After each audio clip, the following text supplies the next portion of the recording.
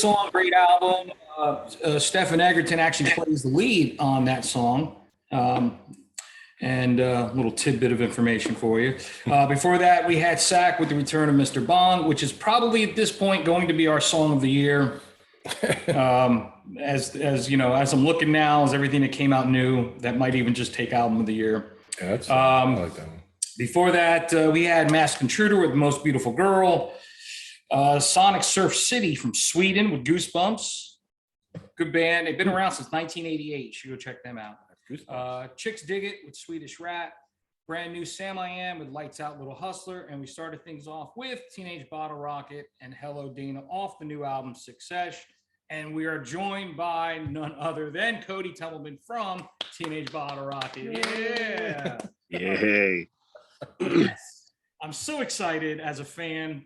My first question, I saw you in Jersey back in August, I think. You played Good Night, man. That was good. That was a good show with Susie Moon opening up. Did you have the pork roll, egg and cheese the next morning? You guys were talking about.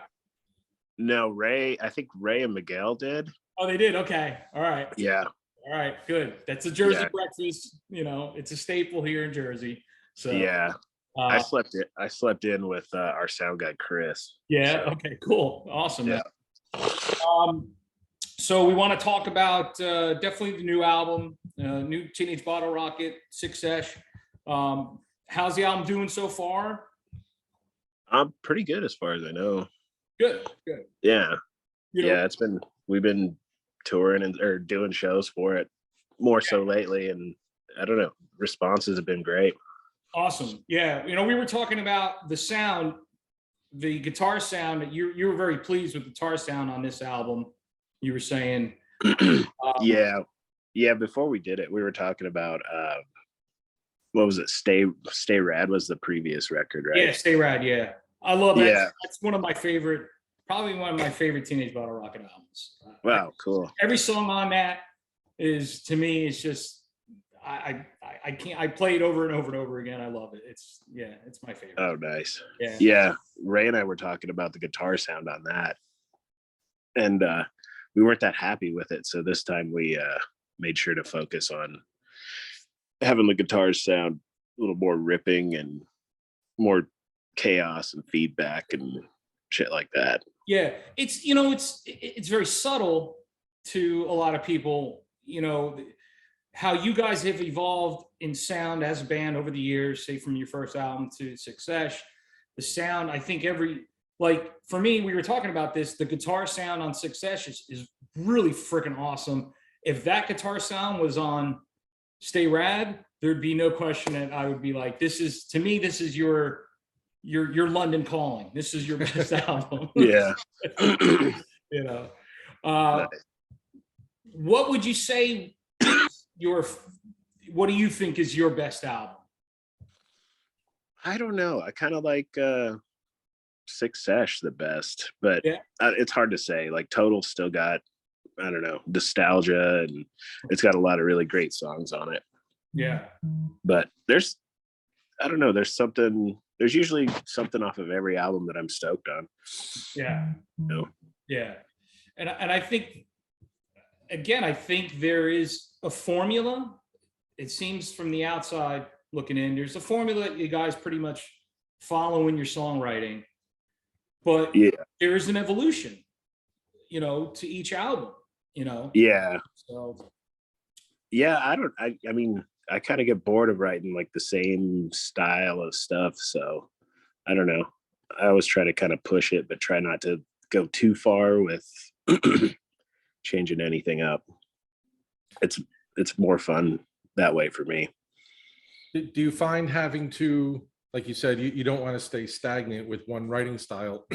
Is that why, you know, you have the multiple projects, you know, that way you can be more creative in Lillingtons or SAC or something to that effect?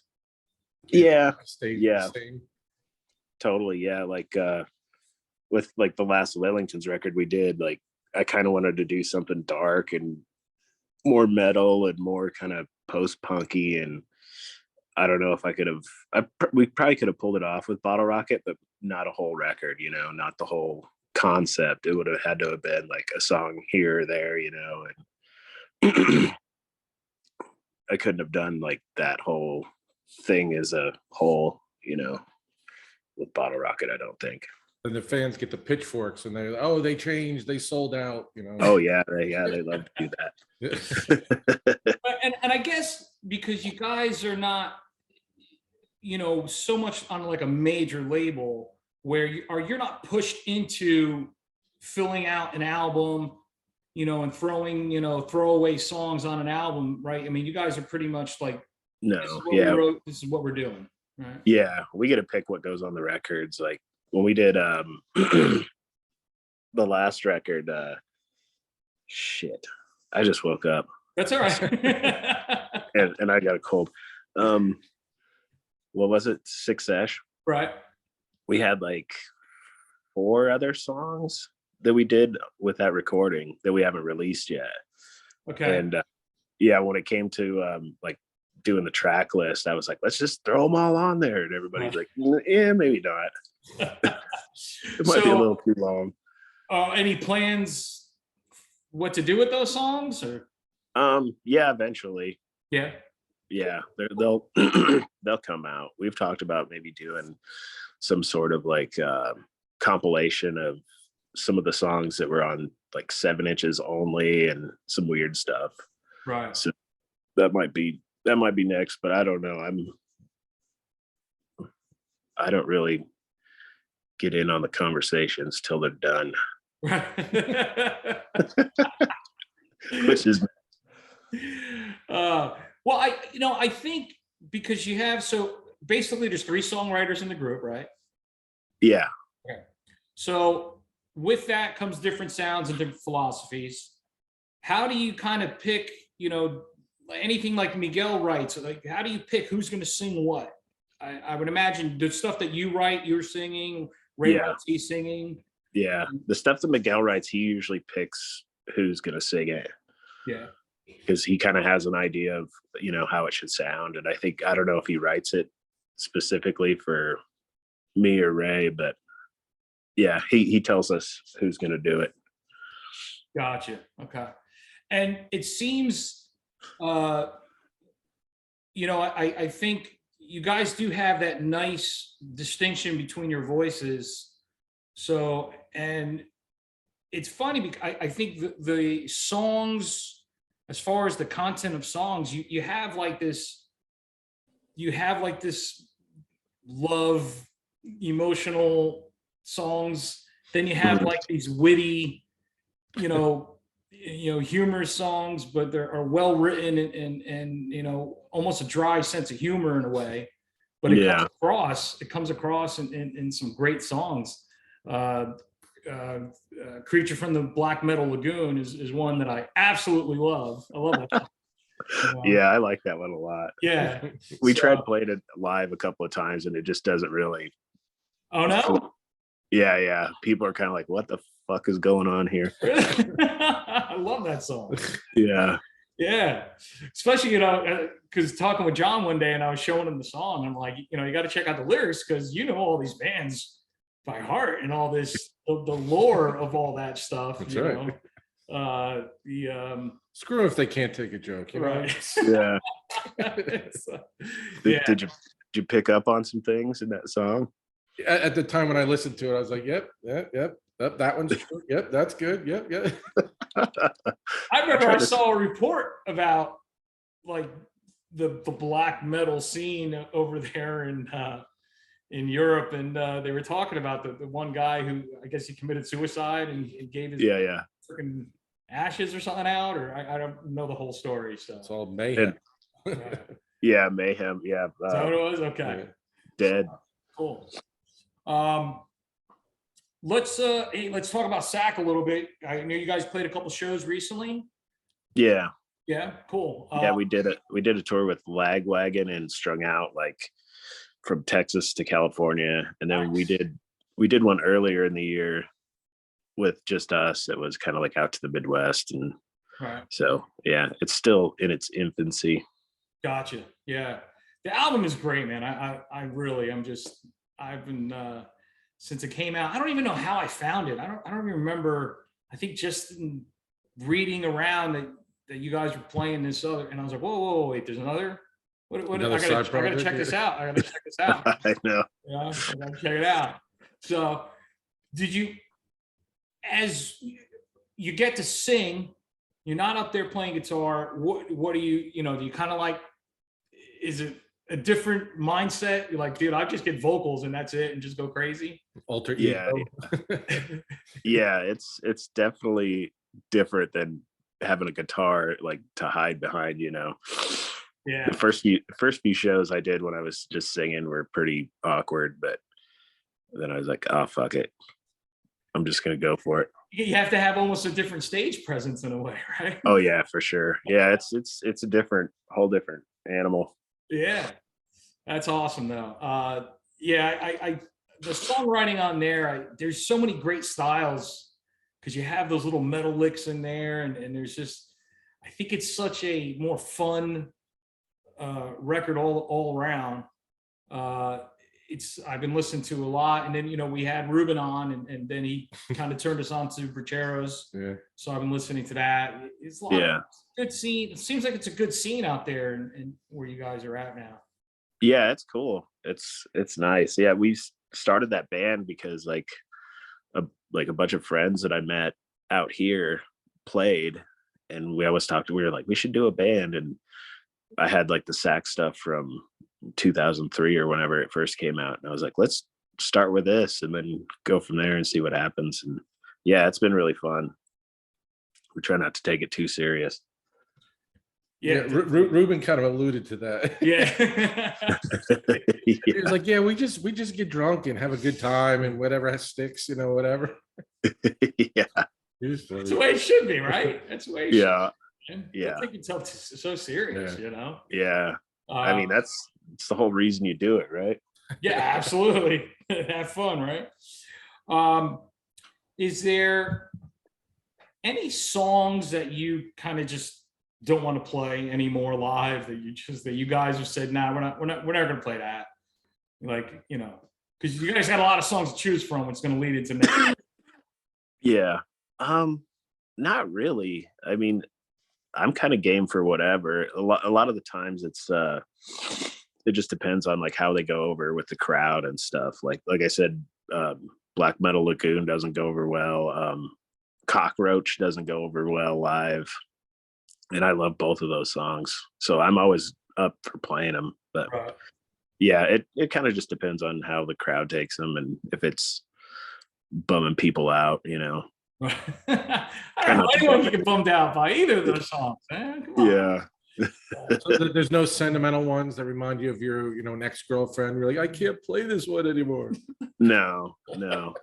Most of it's all made up anyway. I didn't have any girlfriends. I was a loser. That's all right. So is John. Yeah. Yeah. Still am. You know. We know. We've been there. What's anything coming up Lillingtons wise? Like, what are you guys doing on nothing right now. I haven't really written anything. Lillingtons are done. Okay. Yeah, Sack, like I have like 2 songs that I've written since the new record, and yeah, I haven't started on Bottlerocket stuff. I usually like, once we talk about starting to do a record, we'll buckle down and start writing songs. But yeah, nothing yet. I think we're gonna do a lot of Bottlerocket touring this year, is what we've been talking about. Yeah. So, and then we have a record release show for Sack on the 20th of January here in Denver. Oh, very cool. How do you find, I'm sorry, how do you find any downtime, Kody, with all the projects you have going on? So your mind is always in creative mode. How do you, just put your creative mind on pause and calm down and it's yourself? It's pretty easy. I do a lot of household chores and yeah, video games or reading or something like that. All right, what are you playing these days? Yeah. I'm playing Immortals, Phoenix Rising for the Switch. It's my second playthrough, Okay. It's pretty awesome. I think it's better than the newest Zelda, which I've gotten shit for. Okay. Yeah, I'm more of an Xbox. I have Switch. I like the Resident Evils and stuff like that. The horror stuff is my favorite. This kid lives on horror. Everything's horror. Did you play the Dark Pictures? Yes. Yeah, those were kind of fun. My fiance who's over there, we just finished the new one, the one about H.H. What's his name? The Holmes. Yeah, the Holmes one. Oh, Pretty good nice. stuff. Yeah, those are pretty fun. This game, I'll have to check it out. They're cool. It's like you're in a movie and you have to pick who lives, who dies, and there's like 50 different endings. It's cool. Are the people that I get to pick, are they like people in my life now? I got a list. Yeah, yeah, me too. Yeah, right. That's going to be the next evolution of video games. Yeah. Reality video games. You get to pick who you get to assassinate and how. You know? Yeah. Everybody's going to be nice to each other from here on out. There's going to be a lot of dead ex-wives and ex-bosses. Yeah. Oh my God, that'd be funny.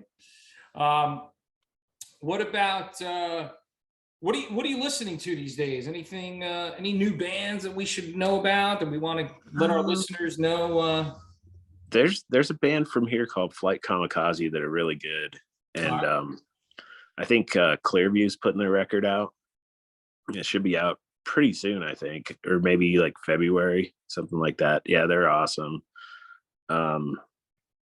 Yeah, Bracheros are recording new stuff.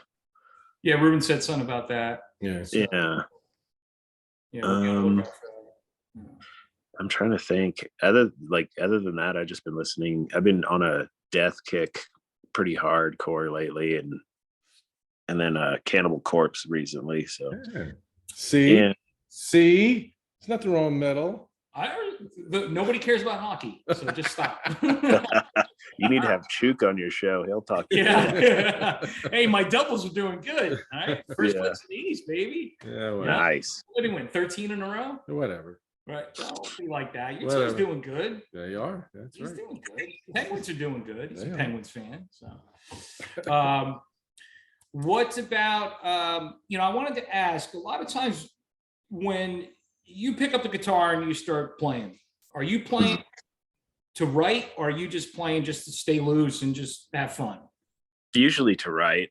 Use it to write? Okay. Yeah, but yeah, most of the time I kind of have an agenda before I pick it up, but yeah.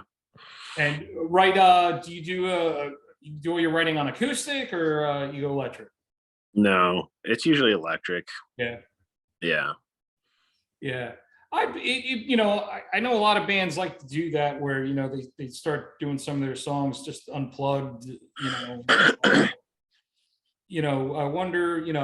I don't know what a Teenage Bottlerocket set looked like if it was played unplugged.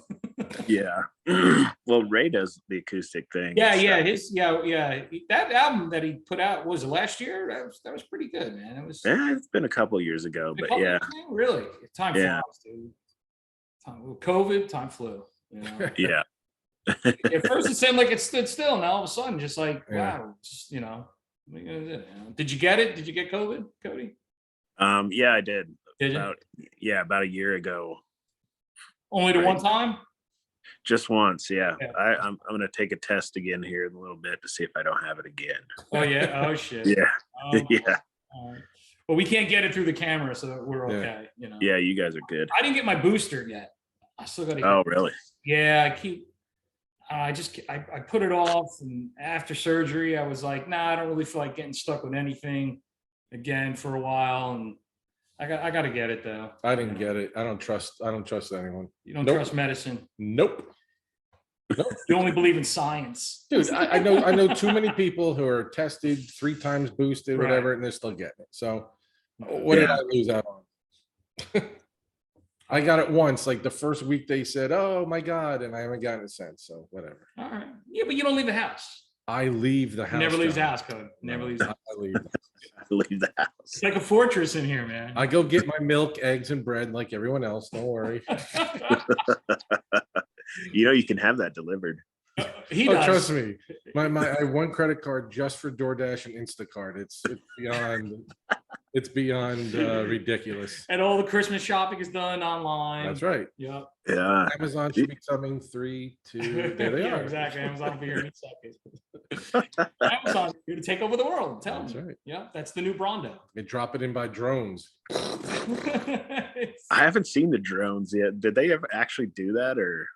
I've seen in like, big markets, I've seen that they're testing it. I think it was like That's Phoenix or Houston. I don't know. I think they were testing it, but Are they really going to use drones to deliver shit? yeah. There was a food. food delivery robot. I forget where it was, for, let's say, Grubhub or whatever. It drove through a crime scene. It went right through the police tape, and the cops were like, "What the hell is this robot doing?" So I guess it's like the Teslas, like they work half the time. I don't know. All right. Oh my God, that's wonderful. Yeah, right. That's wild. They start blowing the robot away. Get it. Yeah. What's he My got? Taco Whopper. Bell? Take it. Yeah, exactly. That Taco Bell could have bombs in it. You never know. Catch that shit though. I don't want my hard shells all fucked up. That's right. Yes, yes. When you have a new song, how do you like demo at home first, or you just say, "Hey guys, I'm going to try this"? You just start playing it for them, or you have like? No, I demo everything at home. Like usually I'll have everything done. Like I'll write all the drum parts that I like and stuff, and it'll be completely done. And then I send it to those guys, and then Chook will just kind of elaborate on stuff. And yeah, we'll try, like if we're in the studio, we'll usually Ray will be like, "Let's try this." And yeah, we always try everything and see if it sticks or not. But So when you're home writing and you're figuring out all those parts, when you say you already have the drum part, do you already do you use like a drum machine, or do you like do you record yourself playing drums, or like how does that? no, I have GarageBand, so I'll program them in. Oh, right. Yeah. Okay. Yeah. It's interesting because, I've been around, I've played in bands since I was a teenager, and there was always, it could be sensitive to tell, here's the drum. I want the drums like this, and the drums like, "Oh, I wouldn't play it like that." Now you got a problem. That's Yeah. It's that marriage that we all know about. Yeah.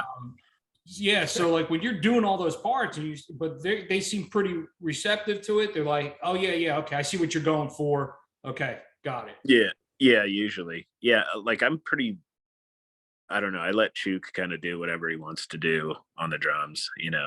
I'm usually not married to anything except, maybe a drum roll or something here and there. I'll be like, I kind of like this, and if he's into it, then we keep it. And yeah, otherwise he just kind of has free reign to do whatever he wants. Cool. And Miguel the same way. I mean, he pretty much. Yeah. And his style, and I don't think he gets enough credit for as a bass player. Yeah. Dude, watching you guys live and just watching him play, dude, the guy's just a beast. Yeah. He's a good bass player for sure. Yeah, like, I guess, you have to really listen and get into some of the songs just to, get his bass lines. I mean, he's playing some really cool stuff. It's not just, all just downstroke and octaves. He's putting in some cool fills here and there. And yeah, I was impressed with his playing live. Yeah. Yeah. Can you tell what instrument this one likes? You What we're partial to? Bass player, come on, man. I got my bass players, man. That's what I look for. That's the first thing I really look for in a good band, man. Good bass player. I was gonna say keyboards, but that would have been Yes. I like to do one and you spin it on the pedal. Who does that? Journey, the guy from Journey, I think does it, or well, I forget what band it is. The Tri-Lambdas.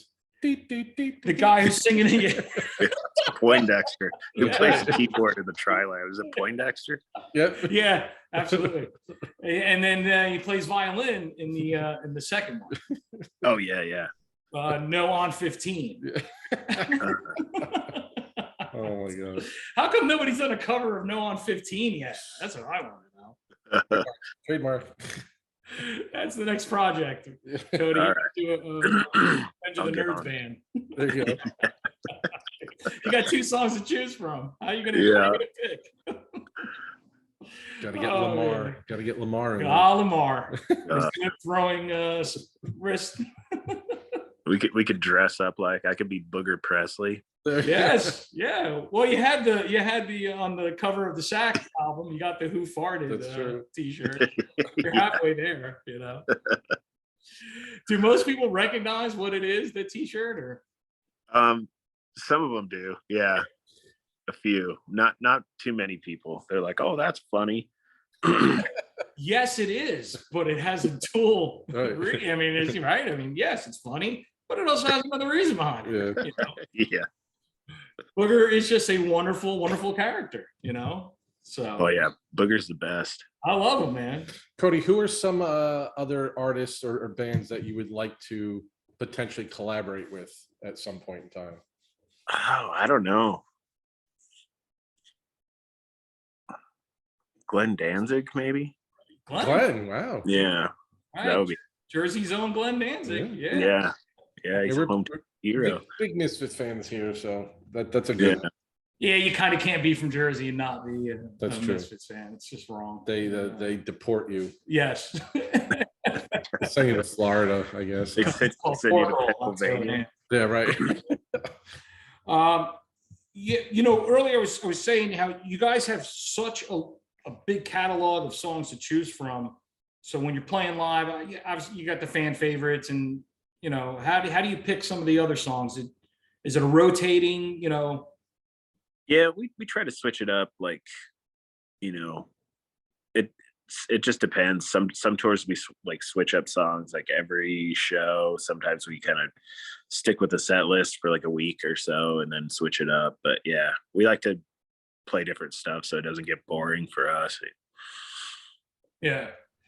I mean, yeah, because it seems, and when you're in a specific area, there's a chance, like if you're playing New York or Jersey or Philly, you know, there's a chance that some of the same people are going to be there. Yeah. So, I mean, but I thought you guys, when I saw you, you know, a couple months ago, I thought the song selection there were things that were thrown in there I didn't think I'd hear. Yeah. And then there's like in any concert, I think there's songs that you want to hear, there's songs that you don't, vice versa. You know, it's always a crapshoot when you go see any band play live. But I love being surprised. Yeah. This guy, he likes to go on the line and see what the set list is, you know, the day before. Yeah. So I'm like, I want to be surprised. That first song is to me, that's the appetizer. Yeah. Come on, man, you got to give it to me. You got to make me want this thing, you know? Yeah. The first 3 songs are very important to a set, you know? Yeah. I didn't even realize you could go online and look at set lists of like touring bands till I think a couple months ago. Oh, really? I was looking for like set times for a show, and I was like, holy shit, they have the fucking set list that they're playing? Like, that's weird. Do you want to know? I don't want to know. No. But you could go back and, like you were talking about nostalgia, you can go back and look at like what a set list was in 1980. I mean, within reason, but some of you can go back and see the last time, you know, so-and-so played, you know, whatever. Like, you know, you see like Grateful Dead or the Fish. We haven't played this one in 45 years. You're like, holy shit. Like, where did they pull that one out of? Should have kept not playing it, but that's I'm just saying.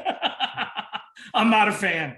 I'm not a fan of either. Neither am I. I'm just saying. I don't know where'd that come up. I figured you'd pick like, you know, Sabbath or, you know. Well, same thing. Like, you know, Metallica. Well, Metallica's new tour, the No Repeat show, there's 2 shows back to back and 2 entirely different set lists. So I'm just trying to see, is the first show going to be Master of Puppets and Ride the Lightning, and then like the second show be like Load and Justice for All or something like that? Not so much the newer shit. Like, nothing off like Death Magnetic and all that. Bleh.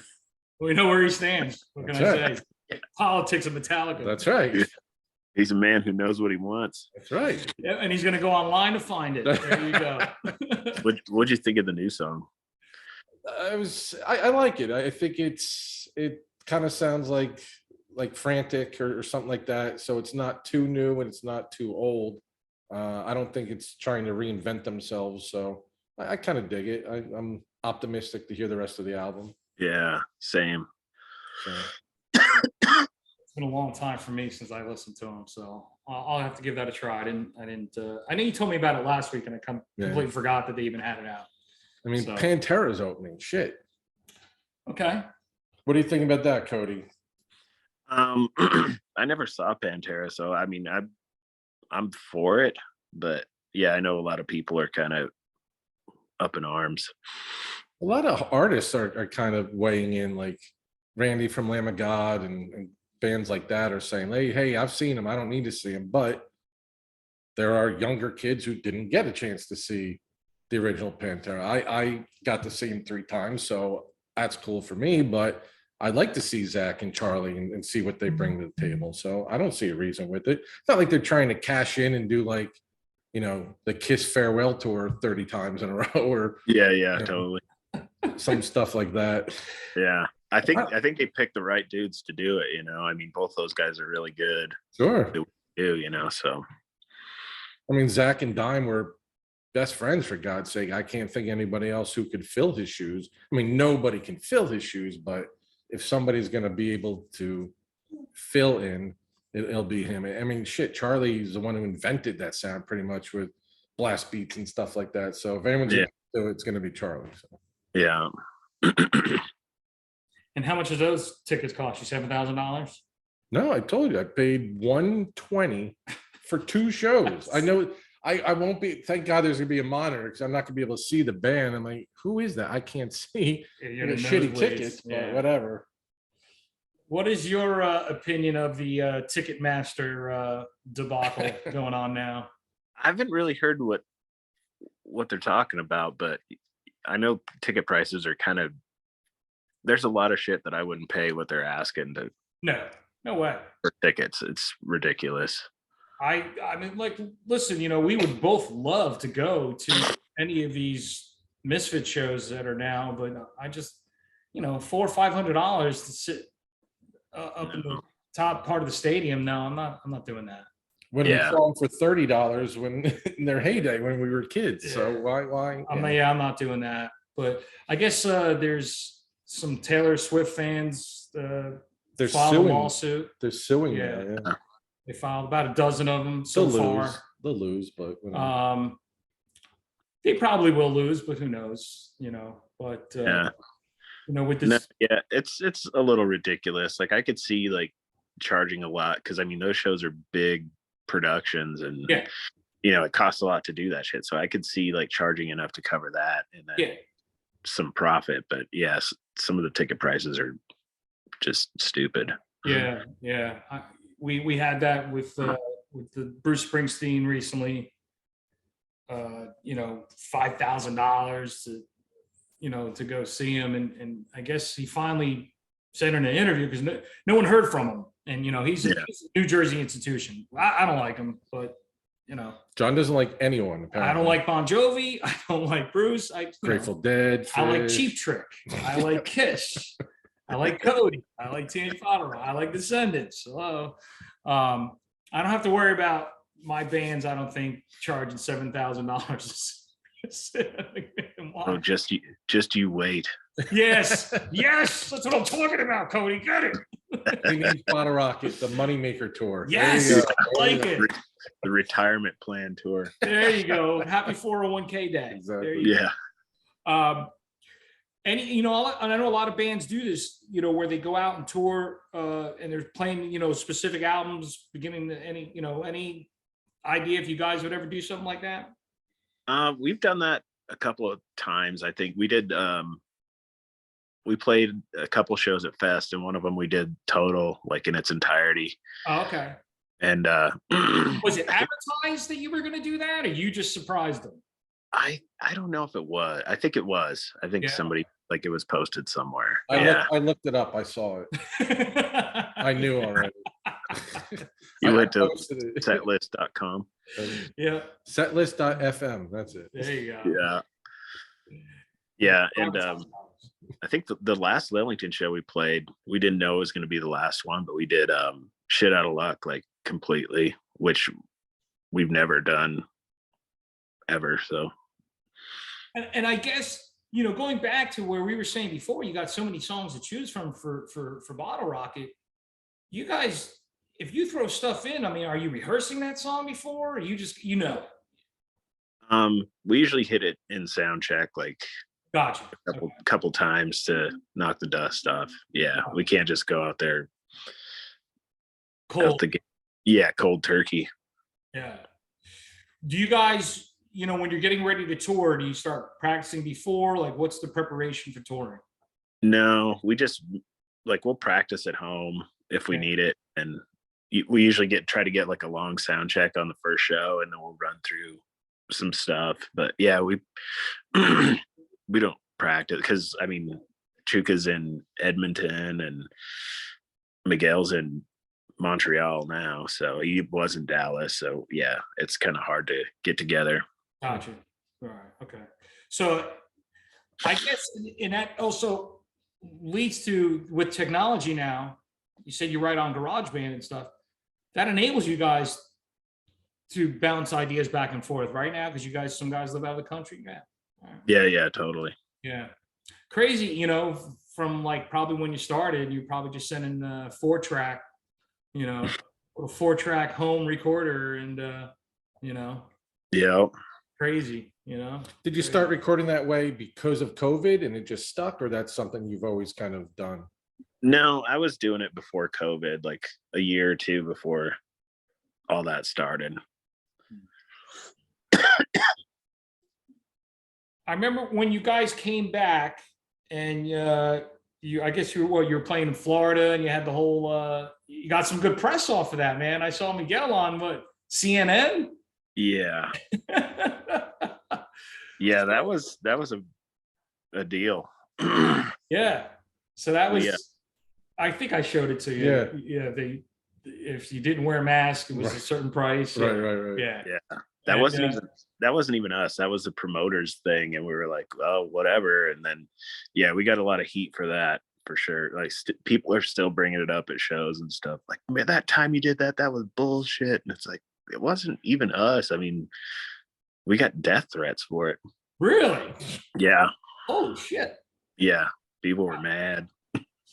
Well, what do they say? Even bad press is good press. That's right. Turn a negative into a positive. Yeah. Yeah, I don't know if I fully agree with that. Okay. Yeah, I don't know. Yes. I don't know, man. That's tough. Yeah. Tough, man. I mean, that's like when PNC, that's our local amphitheater, you had to show a negative test result to go into not even an indoor club. It's a huge It's an lawn. outdoor amphitheater. So, Yeah. so you just walk by and, you know, everybody's stressing over it, and they just look at the people like, yeah, you're good. I'm like, you're not even looking, like, check my ID to see if that's even me. I mean, they're like, yeah, you're good. Yeah. Okay. So I guess it, you know, they have to cover their ass somehow, but I didn't feel I didn't like realize it they were was doing that. Yeah. I mean, not recently, but Right, last year when they it, did when it. it Yeah. started, right? When concerts came I back. could see like in a small venue, maybe, but outdoors in a huge place. Yeah. I'm definitely 6 feet from someone. Trust me. Unless I'm in the pit, then I'm like, you know, hey, breathe on me. I don't know. It's ridiculous. Yeah, I didn't realize that they were doing that. Yeah. Well, so Kody, some of these festivals through the days, like Punk Rock Bowling or Warped Tour, were there any bands that were kind of new, upcoming, that, you know, the veterans that you guys are, were like, hey, these new kids, they sound pretty good, and, you know, they kind of caught your eye? Yeah. I don't know. It's a lot of bands. yeah. It's a lot of festivals, a lot of bands. Yeah, absolutely. No, I mean, we like took Menzingers on like one of their, I don't know if it was one of their first tours, but like when they were just starting out and stuff, and it was cool to see them like reach, you know, that level of popularity that they have now. It's like, if any band can do that, I'm all for it. How much say do you have? John, I mentioned a smaller label. how much say do you have on who you bring on tour and support? Is that all the promoters, or do you guys kind of have a say, like scratch my back, I'll scratch yours type thing? Yeah, we have a say, but it's usually Toby, like our booking agent, who kind of eventually like puts bands on it. Like we'll have suggestions and stuff, and he just tries to figure out whether it's worth doing or not, you know. Has there been who would you say is like your favorite band to tour with? I don't know. There's been a bunch. That's a hard question. We did a tour in the UK with Wonk Unit, and that was really fun. Those guys are crazy. Yeah. Yeah. I'll reverse it then and ask you, Who will you not go who on would tour you with not ever tour with again? ever again? Oh man, I don't know. I don't know if I could say that. Okay. Yeah, we don't want to put you in the spot. Yeah. What is it, Ron? No, we get along with pretty much all the bands that we've toured with. Yeah. Old Man Markley we don't get along with, so yeah, them for sure. But yeah, like I think that's the only band we've never gotten along with, or Oh, really? you know, yeah, Okay. yeah, we're pretty easygoing guys, and Yeah. all the bands we've toured with have been great. Last Gang was awesome. Broadway Calls are great. Yeah, I was really I thought the last album Last Gang just put out, I thought that was a really good record. Yeah, Yeah, they got some good songs. yeah, that was a good one. Broadway Calls, I don't know if I've really listened to them enough. Yeah, It's a band I gotta give another run through, you know. yeah. So, I love their first record. I think it's called Oregon. okay. Yeah, You know, I think you get stuck on something, you know, you start listening to a couple bands here and there, and you know, sometimes you just fall in love with something and you stay on it for a while until the next one comes down the pike and you're like, oh dude, I love that record now, you know. So you have your Yeah. weekly top 10 and somebody has to knock them out of rotation for you? Yeah. Yeah. that's how it is for me usually. I'll dig in on a band and just run them into the dirt before I Yeah, exactly. That's a good way to put it. Yes, exactly. I'll just run through everything, get what I like, get the hell out of Dodge, you know? Yeah. I'll make my own best of list, take that as a playlist, and then I just get the hell out. I'll do that if I'm going to see a tour soon, just to refamiliarize myself with some of the songs. You already of know some the of the fucking bands. song, so what are you worried No, about? but I don't remember. Like, okay, Metallica's coming up and some stuff, so you know, I gotta go back and listen, and you know, the newer stuff, obviously, you know, but you know, like you have to listen to Master of Puppets again to kind of refresh, because you don't not know Master what that- Puppets. That one is embedded, but some of the newer stuff. But like Mudvayne, we saw this summer, and they haven't toured in God knows how long, so I had to kind of refamiliarize myself with some of their stuff and Static X and things like that. So I mean, obviously, any new stuff like Lorna Shore, they're fantastic. They're on my top list and things like that. But you know, you gotta go back in the archives here or there. Yeah, I love to find like old bands that I haven't really given enough love to at one point. Go back and listen to them again. I can't tell you how many of my favorite bands I didn't fall in love with them at the first sound. You know, like, it took me a couple times to really get There's into a few it. records that, you know, first listen through, you're like, this sucks. And then, you know, you'll go on and put headphones on and just veg out and be like, you know what, this is pretty good. Yeah. Because you always have your swan song from every artist. And this album is never going to compete with that. So Yeah. you're like, this sucks compared to whatever. Yeah. Yeah. That's how I feel. I'm just saying. Okay, man. Listen, you're an elitist too, so I don't want to hear it. Elitist? No way. Talking about elitist. So festival wise, anything that we should know about that you guys are involved in? I guess for next year, you guys will start playing. Yeah, it's kind of at the early stages of that stuff. I know we've confirmed Rebellion Fest in Blackpool. Okay. And I think we're playing a festival in Hawaii in June. Oh, Or nice. something like that. Yeah, but everything else is kind of just in the planning stages right now. Gotcha. Okay. Do you prefer festivals over, because festivals you're gonna have a short set, right? Yeah. So what do you get? Like maybe 40 minutes? Yeah. Usually 45 minutes. Right. Okay. And that doesn't include setup, or it does? No, they figure in setup in between bands. Right. Okay. But yeah, you're usually on for 30 to 45 minutes on a Right. festival. But yeah, I kind of prefer like our own shows. Yeah.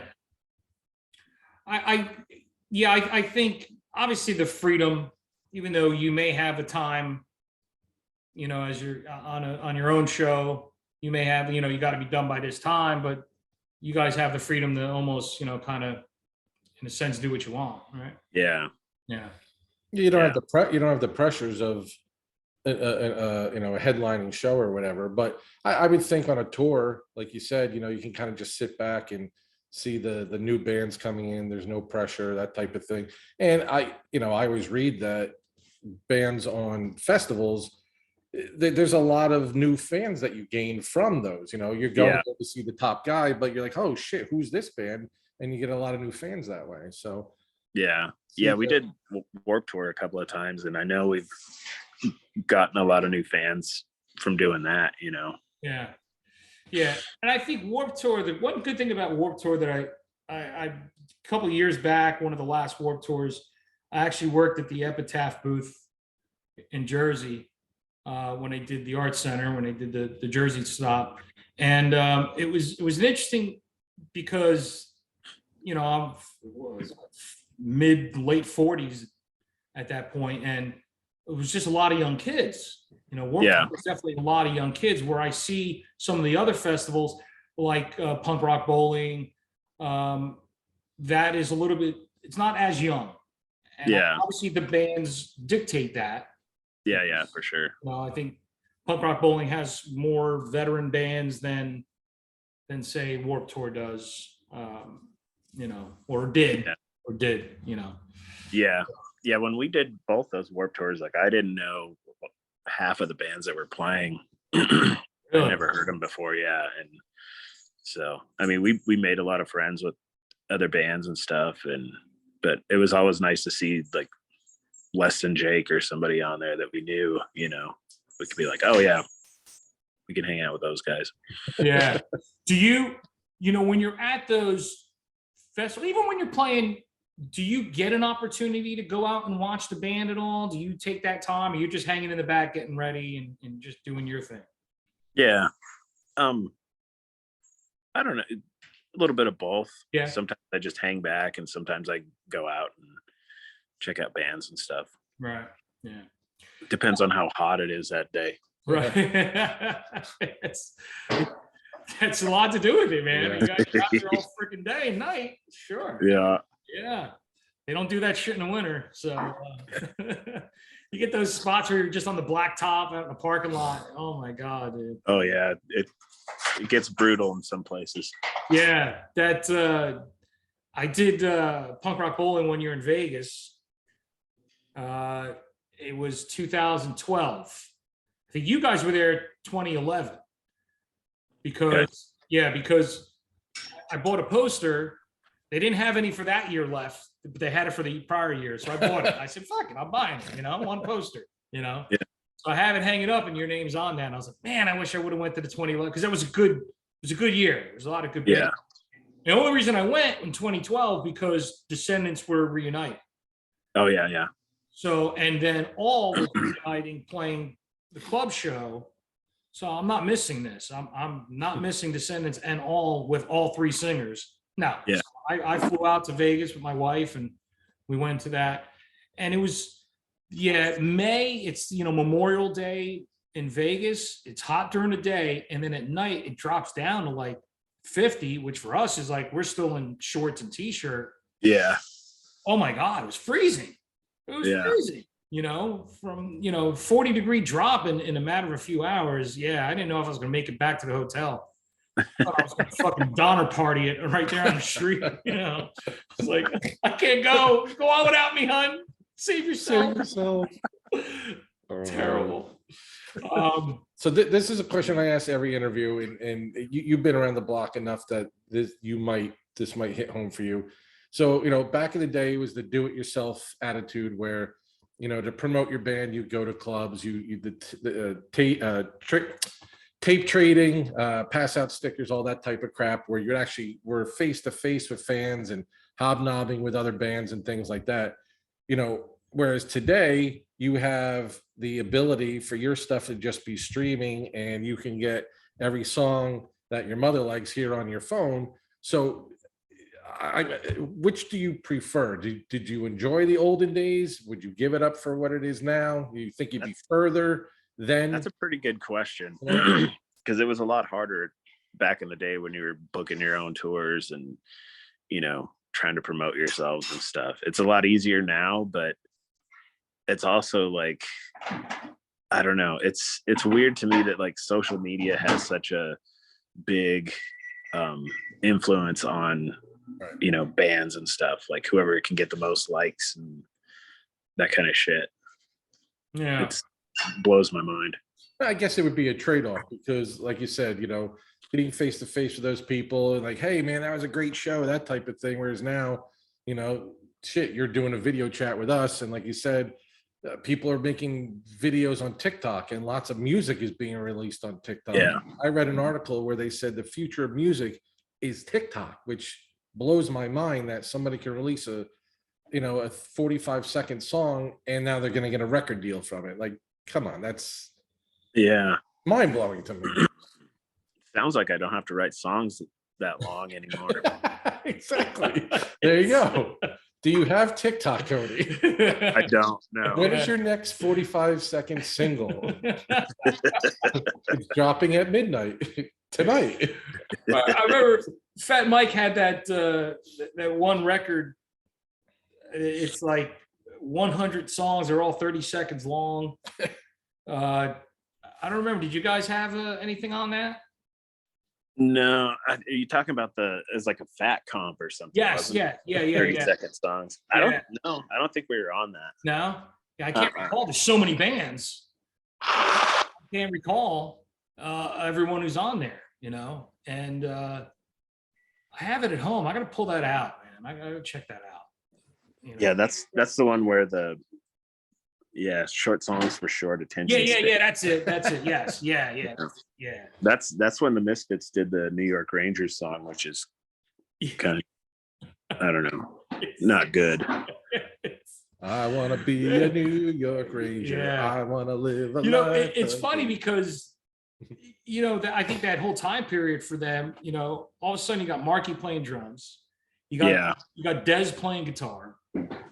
And it's like, wait, what? Marky Ramone's playing with Jerry in the Misfits, and now Dez is in it, you know? So I don't know if that was their recording. I don't know who recorded on that single, but I'm not sure who it was.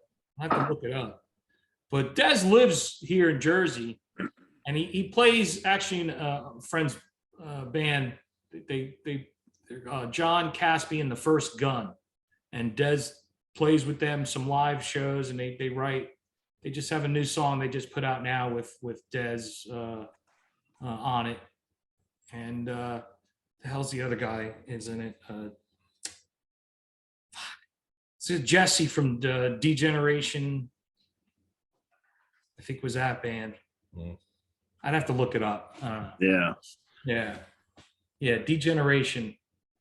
Remember in the 90s, mid-90s, they had one big song when everyone was getting signed, and, you know, punk music was out there, and, you know, it's getting crazy. Yeah, before TikTok, Nirvana opened the gates. Oh, shit. Yeah. So obviously you guys have your influences, you know, I know Ramones are a big influence and that kind of, you know, stuff. Well, what are some of the other influences that you guys would say, you know, or for you personally, what other bands kind of? I don't know, like a lot of, I grew up listening to like Poison and Cinderella and shit like that. And it's like, I don't know. I think that stuff kind of like crosses over pretty well with like pop punk. Yeah. You know? Yeah, I agree. Because it's melodic and it's heavy and so I'm sure a lot of that was a big influence. As far as nowadays, I don't know. Not sure. Did you ever get a chance to see Poison live? My wife dragged me. Yeah, I don't think I ever did. I don't think I saw Poison. It's funny because like every song, if there's a solo in it, which there usually is, Yeah. just Michael's just grabbing the mic and CC play the guitar. It's like, dude, he's been playing the guitar the whole time. What the fuck you talking about? You know? Yeah. So every time the lead's gonna come in, that's yeah. You guys loving it? Yeah, CC, play that guitar. I was like, wait, what? Did you see him on that recent run with? Yes, I did. Yeah, he did. It was Motley Crue, the Def Leppard, Poison, and Joan Jett, and I think Poison destroyed everybody. Tell you the truth. Really? You could tell that they Not were Joan Jett. You're joking. We ran into some parking troubles and we didn't get to see Joan Jett, so we only got there. We got there to see Poison. But yeah, I mean, you could tell that they were actually very appreciative to be there. Definitely getting the crowd up. Saluting that Ricky was cancer free. Yes, they hype up CC to play, but CC, he was doing a huge tribute to Eddie Van Halen and stuff. So you got to give it up to that. Def Leppard, I've seen him a bunch of times. Nothing to write home to mom about. Of course, Motley Crue just killed it. Tommy Lee had the broken ribs and all. He was going through the pain as much as he could. It was a good tour. I enjoyed it.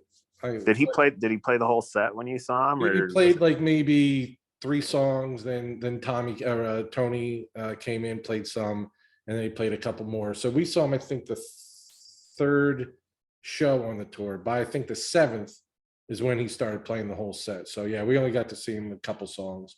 Yeah. But Ray and I saw Motley Crue at Cheyenne Frontier Days. Like, it's been a while ago now, but we weren't holding out much hope. We we're kind of like, oh, we're gonna see Motley Crue, and it was a lot better than I thought it was gonna be.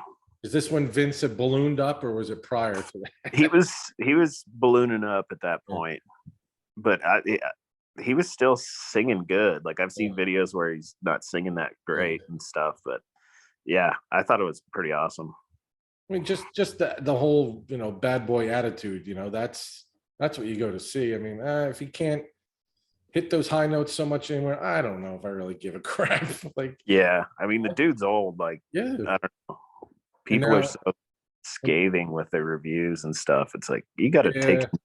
Agreed. That's the thing is, I think people don't understand. Listen, years of doing this, your body, it takes a toll on you. Yeah.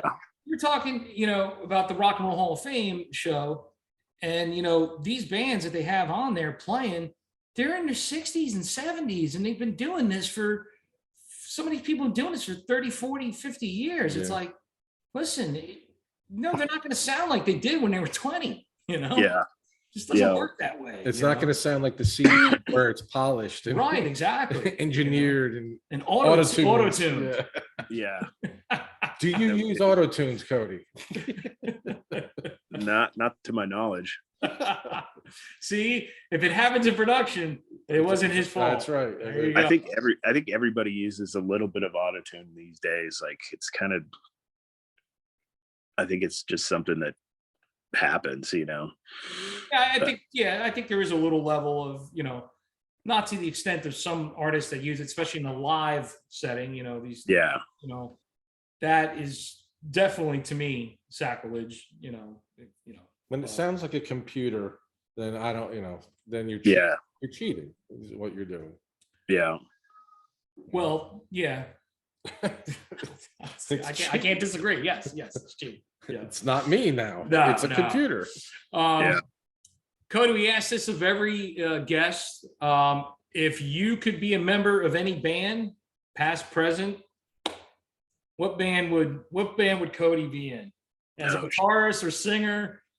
That band that I want to be in that band. The Beatles, Black Sabbath, whatever, Yeah. I don't know. Probably Metallica or Slayer. Yeah. All right. Something like that. Nice. All right. if I had the chops. Right. Well, you are all the leads are for the most part you do all the leads in songs, Most of them, yeah. right? Okay. I see. I saw Ray does a couple also. So, Yeah. and how do you decide? Obviously, whoever's written the song is going to pretty much take that. But is there at this point? You guys have been together now for how many years? It's been Like 20, maybe. right. So you kind of have your roles figured out at this point, right? Yeah. You kind of know by now. So is it, and we always say, being in a band is like being in a marriage, and you guys have been together for a long time, right? Yeah. If I can ask one personal question, after the tragic loss of Brandon, was there a question of what do we do next? Do we continue? Yeah. Yeah. Yeah, there was like after he passed away, we all kind of thought about it and stuff. And I think we all agreed we wanted to keep going. Ray said, I lost my brother. I don't want to lose my band too. Yeah. That really resonated. And I'll tell you what, I think maybe that's why another reason why I love Stay Rad as much as I do, because it's the first record back, right? Yeah. Without him. And I thought the drums sounded fantastic on that album. Again, as a musician, you pick stuff apart, can I hear this? Can I hear that? How's the bass sound? How's the guitar sound? How's the drum sound?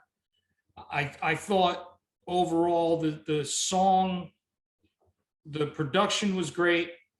I thought the overall building of the songs was fantastic, and that's why I love that album so much. But I thought you guys had a great drum sound. Yeah. So, and I'm glad to see that with Success, you guys you're stepping it up. Yeah.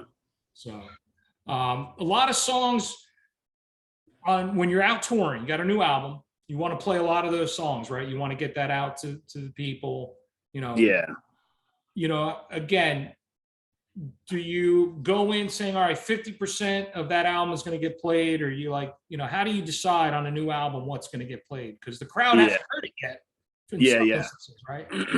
Yeah, it's definitely I think you have to ease into it, because Ray and I usually love playing new songs when we do a record, and Ray's all about let's put this one in there, let's put that one in there. And I think Chook kind of reels him back a little bit, and it's it might be too many new songs. We got to keep the spirit high. We can't just throw in a bunch of new stuff that nobody's that familiar with. So yeah, I think it's you got to ease into it a little more. Yeah. Do bands still have record release parties where you can actually kind of test, the listenability, if you will? Movies have screen tests to see how audience are react, and they cut stuff. Do bands still have release parties where they can kind of say, this works, this doesn't? I don't know if it's so much that, or if it's just because Sac's doing one in January, and the record's been out forever, but we're just finally getting vinyl. And it's not really to see how well the songs are going to go over. It's kind of more of a, yay, it's finally here type of thing. Right. Yeah, more of a celebration. Okay. Yeah. Do you prefer vinyl? Yeah, I do. I don't really care. I listen to I think most people listen to stuff on, their phones or devices and stuff like that. But I like vinyl. Yeah. Yeah. We were just saying that there was one site that was running a special, 3 albums for $70. So I picked up Circle Jerks Group Sex reissue. It had a 28-page booklet and extra live songs on it. So I picked that up. And I got the Bad Brains Rock for Light original 83 pressing. Wow. With the songs the way they were originally done, except that remaster that came out that ruined it. That, and then I just picked up an Interrupters because I couldn't find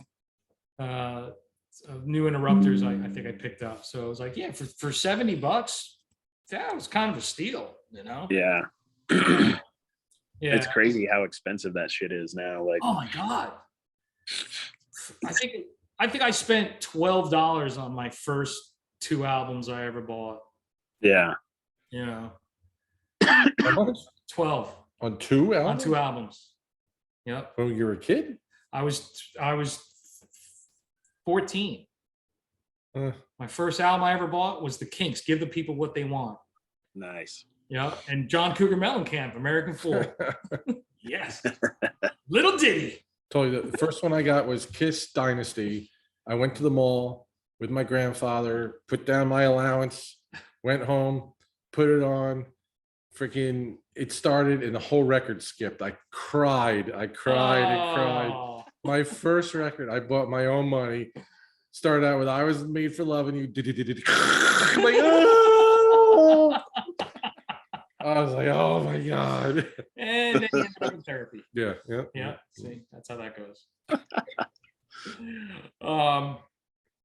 So what's up next for I guess everything's post holidays. What's up next for you guys?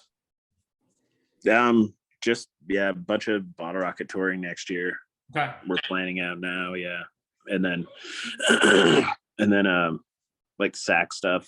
Right. If we get offers for like to open or whatever, probably, or maybe our own stuff. I don't know. Cool. Bottlerocket touring US or we're doing a lot of overseas shit this year because we haven't been over there in a while. right. You know, since before COVID. So yeah, I think like February we're going to Italy and Spain, and then we're doing some stuff kind of locally for like Ray and Brandon's birthday shows and stuff. Right. Okay. Nice. And then yeah. Touring Europe. Can you talk about like the differences between touring Europe and touring the US? It's like nowadays it's not that much different because you're still like the first tour we did in Europe, it was kind of rough because you know, cell phones didn't really work over there, so you'd have to find a land or like a pay phone and call home and stuff, and it felt like you were more cut off from, you know, from your home than it does now. You know, now it's a lot easier than it was, but Europe's always awesome. Like shows are always good. Festivals are crazy over there. Like how they say, like, you know, David Hasselhoff is huge in Germany. Does Teenage Bottlerocket have like a huge following in Czechoslovakia or something like that? Cameroon. Kazakhstan with They're Borat? in Cameroon. Yeah. No, I don't think it's anything more than anywhere else. But yeah. But overall, the reception that you get there has been pretty good for you guys, right? Over the years. Yeah. It's usually really good. Yeah. They love American music, man. Yeah. They really do. And I you know, I know a lot of bands that go over that just, they have like the time of their lives, man. It's just like, wow, this is, you know, like their first couple times there, it's so different to them. Yeah. You know, I know for a while we did really good in Italy.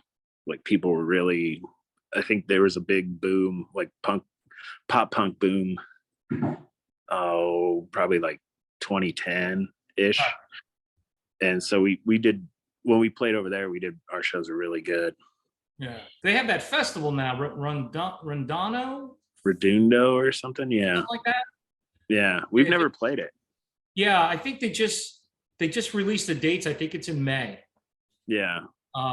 They don't have the I don't know if they have anyone booked yet, but looking at last year's was pretty good. I mean, you know, Mange is on there, and I think Dan Vapid. Yeah. There and yeah, it was a pretty good lineup. Be interesting to see. I think, I don't know, I forget who else, but yeah, that's, I would definitely love to go and check it out just once, but I'm afraid to fly. So. Oh yeah. Yeah. So if I'm not going by boat, I don't know if I'm getting to Europe anytime soon. Ship you over there. Yeah, there's not enough Valium in the world to put me on the plane for that long.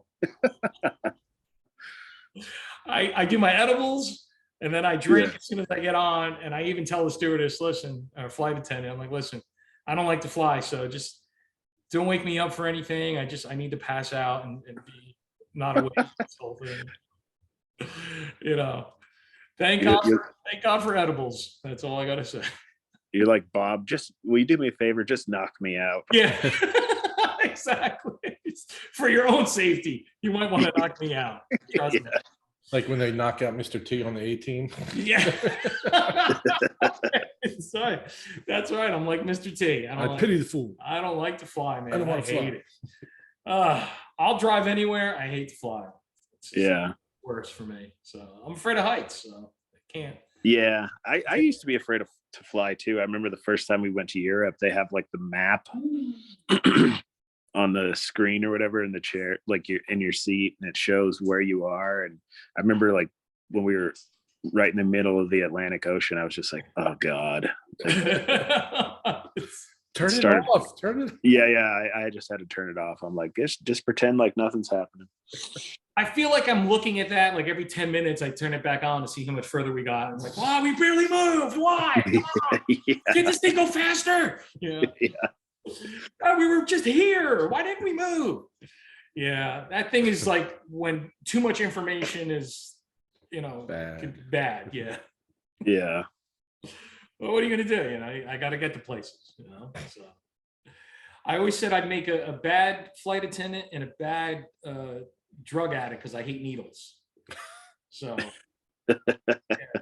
that's why you haven't got your booster shot yet. Yeah, exactly. I don't want it. I don't want to get stuck again. I begged those people, like the girl that did the first shot. I was like, listen, please, do you have any children? She goes, yeah, I got a little girl. I'm like, pretend I'm your little girl right now. Please do not hurt me. Just it's gonna be a little pinch, John. Yes, exactly. Oopsie. All right. Don't do it on 3. Do it on 2. Did you get a sticker? Trick me. You get a sticker? I got vaccinated today. No. Hello, kitty. I got a boo-boo. I got stuck. Yeah, exactly.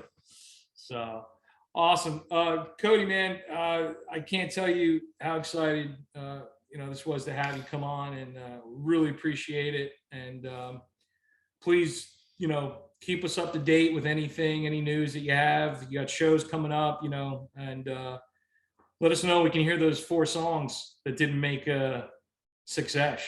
Yeah, I'm wink. Yeah, they'll hit the light of day pretty soon, I'm sure. Cool. Awesome, man. Well, again, thank you very much. Hope you feel better. Yes. Go get your thanks. Yeah. Go get boosted. Yeah. And Merry Christmas to you and your family. I hope you guys have a good holiday season, and we'll talk soon. Right on. Yeah. Merry Christmas to you guys. Thanks for having me on. Cool. Everyone, Kody Templeman, Teenage Bottlerocket, SAC, former Lillingtons. God knows what other project he's got. Yeah. We'll be playing with Metallica and Slayer at a theater near you. There you go. Absolutely. All right, Kody. Thanks, man. Be good. All right. Later guys.